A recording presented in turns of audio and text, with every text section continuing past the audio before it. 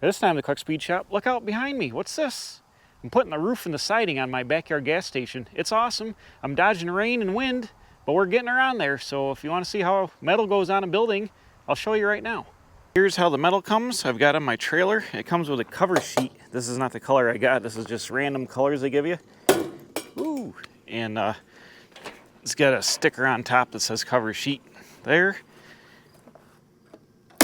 It's just random pieces they use to keep the finish good. So let me set you guys up over here for a second. You gotta be very careful because this is very sharp edges. Just gonna take my cover sheet.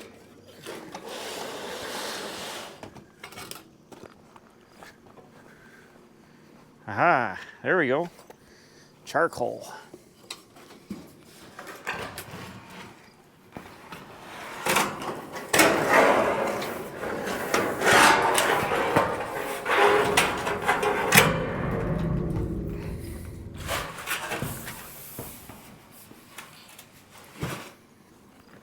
I saved the cover sheets because I use them for other stuff. But here's our charcoal, and they've stacked it. I got 8-foot pieces for the walls, and I've got 11-foot 9 pieces for the roof, which I need now because I'm going to start with the roof first. You guys are looking at the roof, and I'm starting on the west end where the wind comes from. And usually you would start on the opposite end of the wind with your panels and go from there. But I want to have my first panel be a full panel with my roof trim on the edge, because sometimes you run it out from the other way and you can get, you're trying to put the trim on over a rib and it doesn't work very well. So I'm going to put the metal on backwards and then just slide it under the lip for the final overhang. I'll show you in a second what I mean. I'm just pulling a piece off the trailer and I'm going to get it over to you guys and stood up on the roof. Here it comes. I cut these all to length, or had them cut all to length, so shouldn't do any panel cutting except for the last panel on each end for width. I'm going to simply come down here.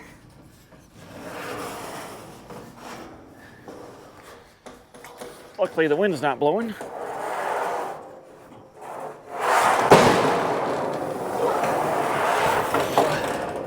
Shoot.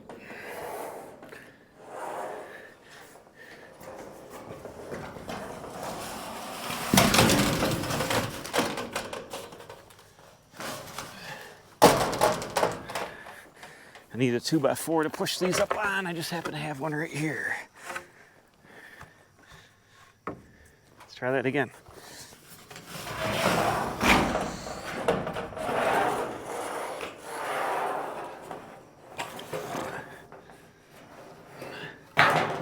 Obviously this would be a lot easier with 2 people, but we'll make it work.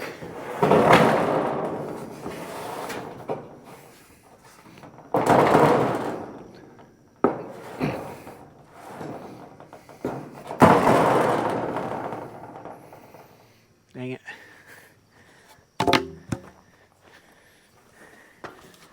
Here I come, I'm coming up by you guys. Well, dropping the panel is, oh hi, oh yeah, the edge dug into the wood, there we go. But, there we go. Bring this guy right up here.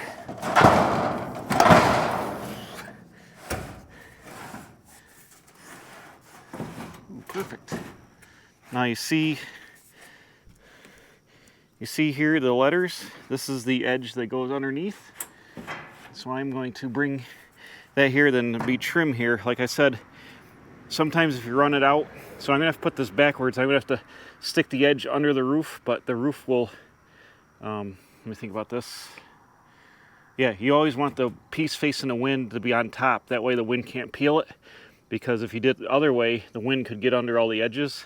This way the wind will not be able to do that, because you know the edge of the next panel is underneath.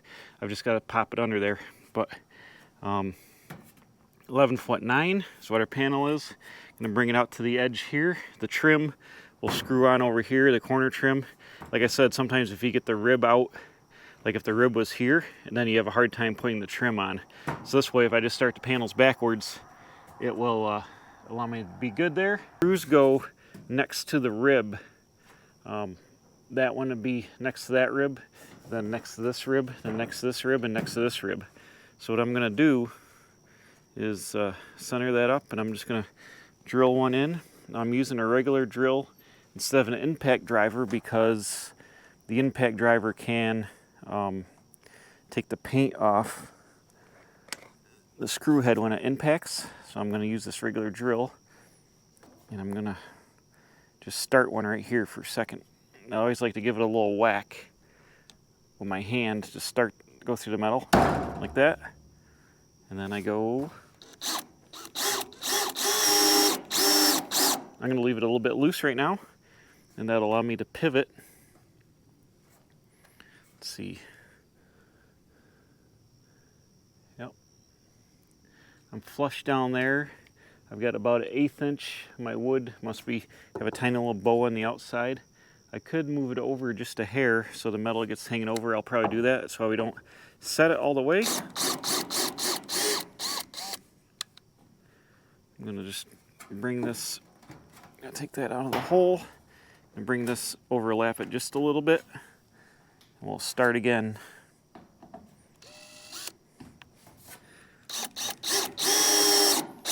Okay, I've got just a tiny little bit of overlap there. That's fine. The trim will cover that up.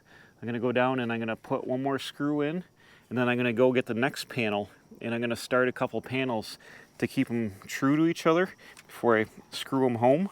My overhang, I want here, I want a little fat on the overhang. You can do it like 1.5 inches or so. This is about 3 inches. And you can see my fascia piece, or a drip edge piece, or whatever you want to call it, that I put on first off camera. And then there'll be a piece of fascia under here, and then these will get a screw through here and a screw through here.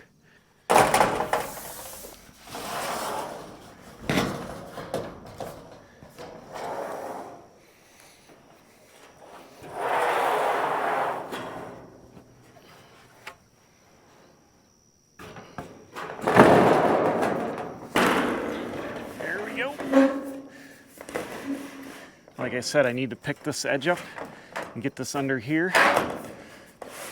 Let's see if I can, oh yeah, there we go. Boom. So now,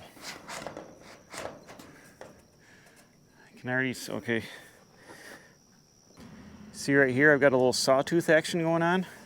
I'm up against my wall up top there, but apparently when I put this first piece on, I didn't go all the way up. The siding I'm up against isn't all the way out, so I got it started just a little bit crooked. So what I think I want to do is push this panel up where it's got to be and land a screw in this panel to hold it true, and then loosen up my screws here and adjust this roof panel to be where it's got to be.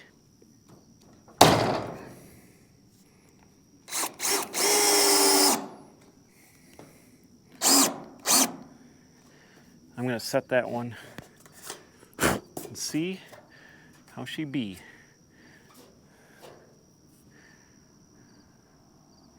So the thing I got to do is I'm going to go up here to this panel, and I'm going to put go inside of the ladder and put a screw over here to hold this edge. Okay, I've made the faux packs of putting one too many screws in. What I'm going to have to do, I should have come up here. I'm touching my siding here, but then I got a 1/4 inch gap, so I'm not square to the wall. I'm running like this, and actually if I look down this rafter I can see that.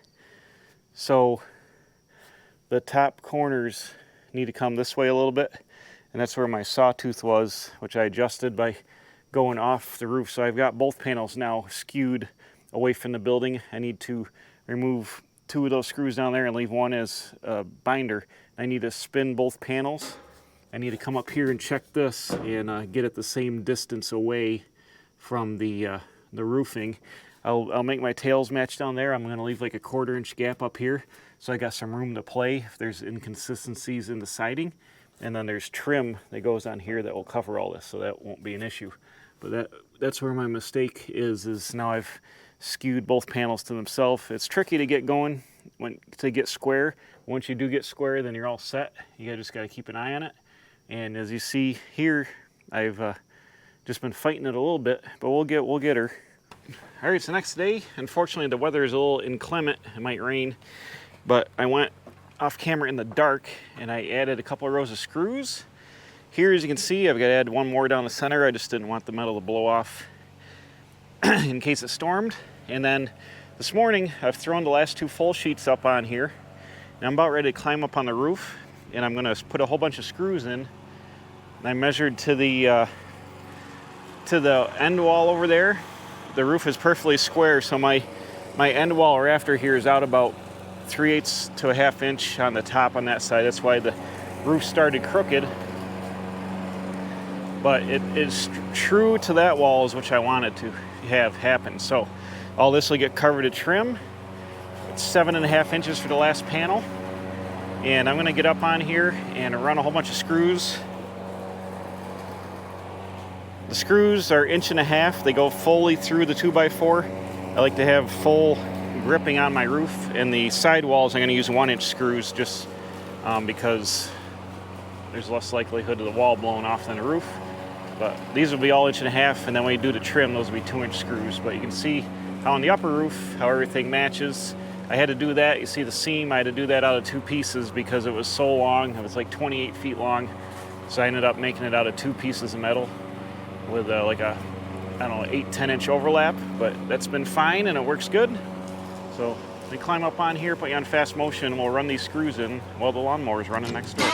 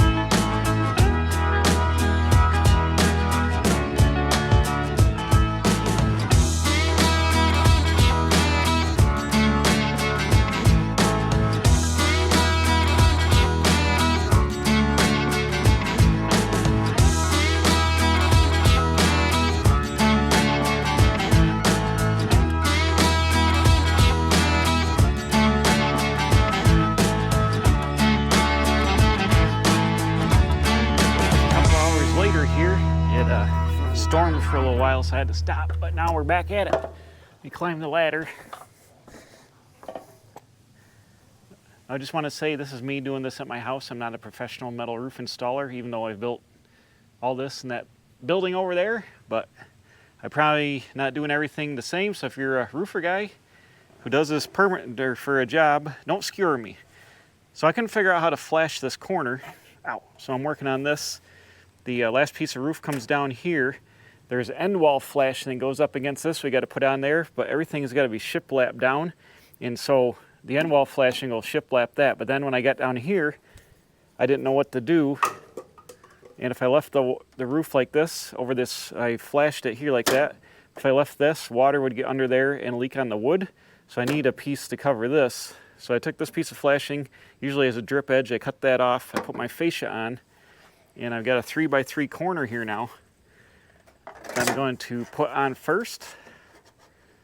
This will go on here like this, and that'll cover up over all that. And then the end wall flashing will lay on top of this. And then the part that goes past the wall I'll trim off, so the flashing will sit on this and drain down off the roof. I think that's how you do it. That's how I'm going to do it.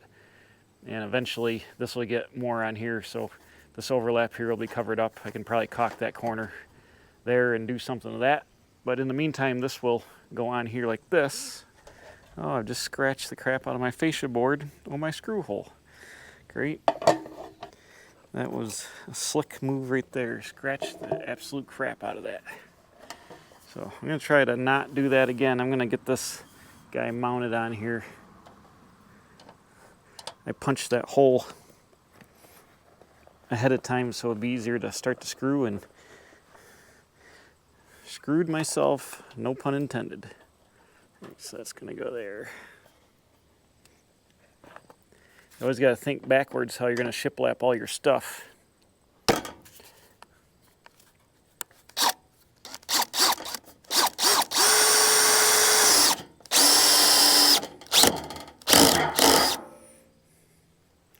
Always got to think backwards.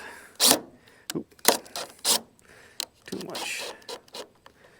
There you go. You'll barely see that scratch. All right, so I'm going to leave the top loose because that is going to get screwed through from that end wall flashing is going to screw through the entire thing. So I'm just going to screw this side in where it's got to be.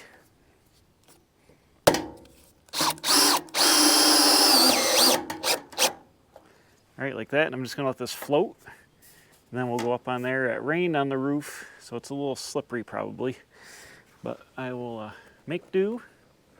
The sun is out, so it should dry off rather quickly.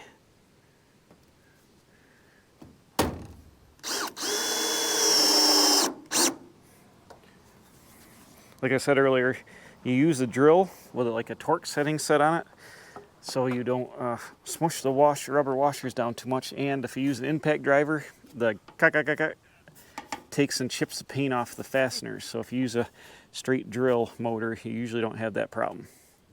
Okay, here's what I came up with on the end wall flashing. I trimmed it about 1/2 inch or so past the 2x4 to account for my siding or whatever I'm going to do on the end of this. And then I left a little step down here to divert the water, and then it'll get onto this piece and either run off the edge or run down here. You can see the overlap is a little bit different. This is a 3x3 corner meant for walls. I had to use it because that's the only thing I had. I think the roof overlap piece would fit the gap better, but this will be fine. The water will run right off it. I've got about a 5-inch overlap, so that should be good. I'm just going to take some roofing nails and spike into here to hold this, and then I'll be taking on my purlins and putting screws through here. But this should seal it up. The upper edge is it gets a whole bunch of flashing and trim up there, so we'll go deal with that. That'll be last because you work your way up. So here, this will be here. Then I can put the plywood on this side after I Fotina it for that, and then work at the final trim up there. But this is going to come out good now, and everything will shiplap down and not leak, which is what you want with your roof flashing. Okay, it's a little while later. I just been working on trim. What I've got on here is the top and bottom trim. This is the bottom trim here. It's like got a step on it. You can see over there what holds the bottom of the siding goes down onto it. And it prevents rodents from getting up underneath the bottom of the siding.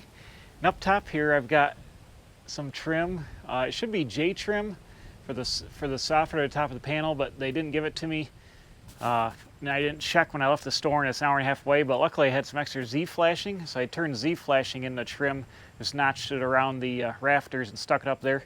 So my panels are 8 foot tall, and I'm about 8 foot with a 1/2 inch of clearance, so I can play around in my height, slip it in there. On the back here, I plan on making this one flat panel, but the dirt was too high and I hadn't really estimated, so I kicked it up 6 inches because there would have been, the siding would have been below ground back in there, and kind of like transfers it around. So I'm gonna have to cut, I laid it out so 2 panels will cover to here, and then I'm gonna have to cut the bottom of the last 2 panels off to fit, but that is okay. I used another piece of end wall flashing, came around, put my end wall flashing on there, all the way up, and that'll help seal up here. The panel will just come over and that'll waterproof that, watertight that. I'm gonna have actual Z flashing up here because I'm gonna have plywood, faux patina plywood up there, and then transition just like that there. So there'll be Z flashing up here. I just haven't put it on yet. I can hang the panels without that because it nails from the top. So I think I can go ahead and start putting some of the side panels on. It is, I guess it's not as dark without sunglasses on, but I can start putting the side panels on now, and we'll see how far we get with that. It's a ton of screwing, that's what she said, to put them on here, but they should go fast because there's only 5 and something. I'll probably put everything on, not do any cuts right now, and see how far we get. But see how the wind is blowing? It's always fun to put metal panels on in the wind. Oh man. So let's see how far we get here.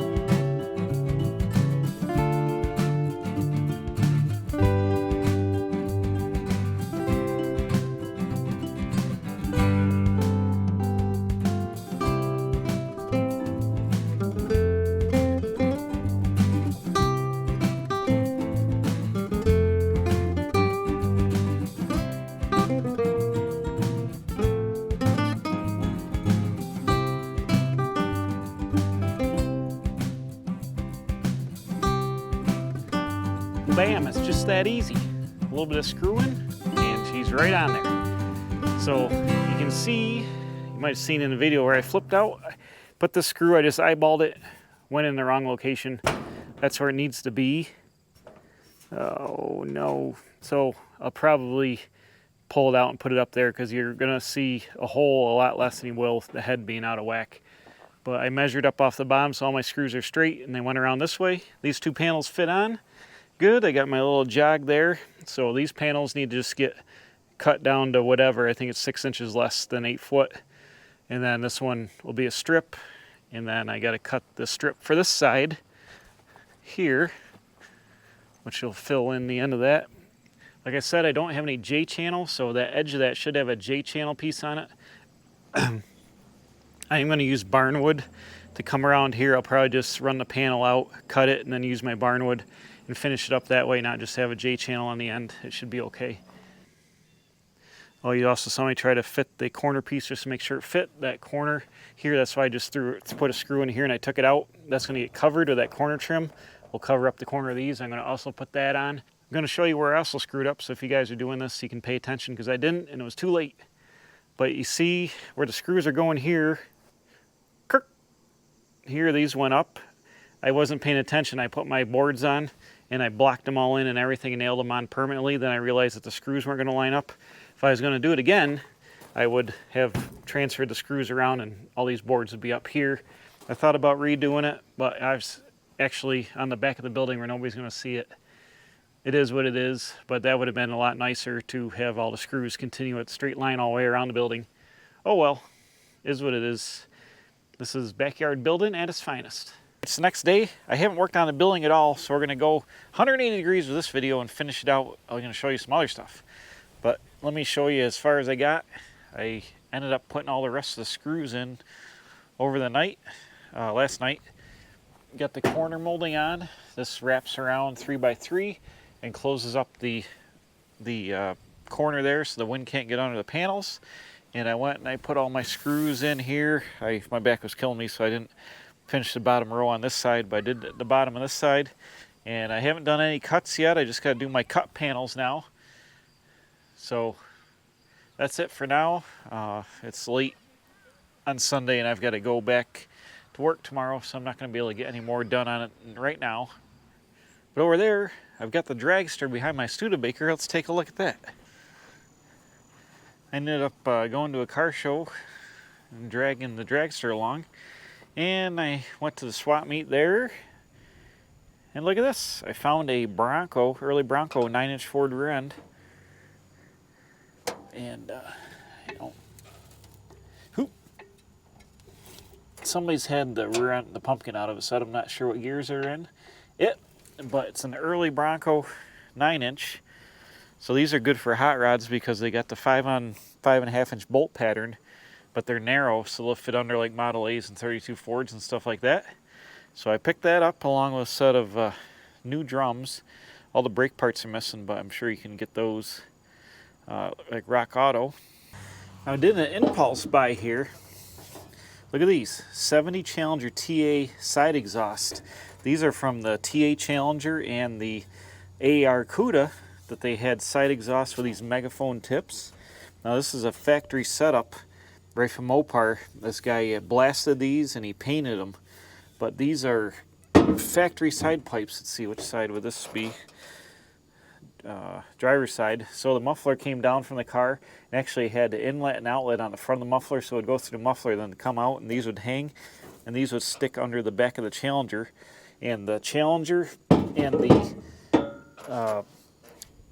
AAR CUDA were the only Mopars, and I just learned this by watching Graveyard Cars. They had the side exhaust, and they had 15-inch tires on the back to jack the back of the car up a little bit, so because the exhaust came out from underneath the side of the car. And those cars are super rare. They only made, a few thousand of each. I've seen a couple on the road here and there, but you never ever see like e-body parts laying around in the swap meet, especially like stuff like this, like TA Challenger side pipes. Am I ever going to have a TA Challenger? Probably not, or an AAR CUDA. But with parts like this that you never see, and if you see them there, the best time to buy them is when you're looking at them. So I paid $50 for these for the pair, like the sign says, and I think they're going to hang on the wall, and they might be worth more than that, even being painted. They are factory TA Challenger side pipes, 1 year only, one application only for e-body Mopar. So I thought that was something interesting and never see that stuff, so I bought it. Also bought a 3/4 ton Dodge hubcap. I got some of these. Maybe I'll run a set of my Dodge project, and I've got a problem with buying these. This one's got a tiny hole in the center of it, but these are the like 67 to 77 Ford F250, F350 hubcaps. I got a whole pile of them, but I'm addicted to them, so I bought another one. They're $10 a piece, so that's why. Really good score on these early Bronco rear ends. Are hard to find, and they are the ticket for early hot rods. Usually I paid $150 for this with the complete rear end here with the center section. It's missing the brake parts, but I picked up a set of drums for it at the show as well. So I've got like $190 into the whole thing. You buy brake parts for it, you're looking at like $250, and usually these rear ends sell for at least $250 with all junk on them. They're very hard to find now. Some of them are $400, $500 depending on where you are if you're trying to find them. So that was a good score there. I'm excited about my TA side pipes. That's pretty cool. I'm going to go hang them on the wall right now. So let's recap. Today in this video, put most of the metal on the building, got almost done. Gave up on that, went to a car show, spent all my money on junk I didn't need, bought Challenger TA exhaust tips for a Challenger I don't have. Then I'm back in here talking about working on this. This video is all over the place, but at least we're having fun. Spent all the money, So I guess I got to go back to work for another week and make some more so I can spend some more on junk. But you guys can come back next time. Thanks for watching. We'll be working on the Dodge, unless I get sidetracked with something else crazy, but you'll see whatever it is, bam, right here at the Quick Speed Shop. And so I can buy more exhaust tips I don't need, don't forget to subscribe, tell your friends, leave a like, leave a comment, and we'll see you in the next video.